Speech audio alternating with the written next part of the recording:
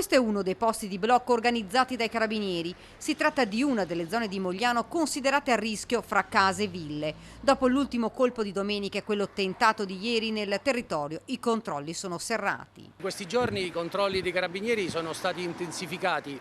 Abbiamo il supporto delle squadre di intervento operativo del 4° Battaglione Carabinieri Veneto che contribuiscono ad accrescere il numero di servizi oltre a quelle ordinariamente assicurate dalle stazioni della compagnia. Si fermano auto, si presidia il territorio, si controllano strade e vie, nulla viene tralasciato. I carabinieri in forza stanno sorvegliando il comune in lungo e in largo. Diventa fondamentale la collaborazione con i cittadini. La collaborazione è fondamentale dei cittadini perché una telefonata tempestiva al 112 in caso di movimenti sospetti o dubbi in genere potrebbe consentire un intervento altrettanto tempestivo dei carabinieri. L'appello è sempre lo stesso: se vedete situazioni anomale, via vai di auto sospette, movimenti strani, chiamate il 112. L'intervento immediato delle pattuglie potrebbe salvare una casa dalla visita dei ladri o ancora peggio dei rapinatori.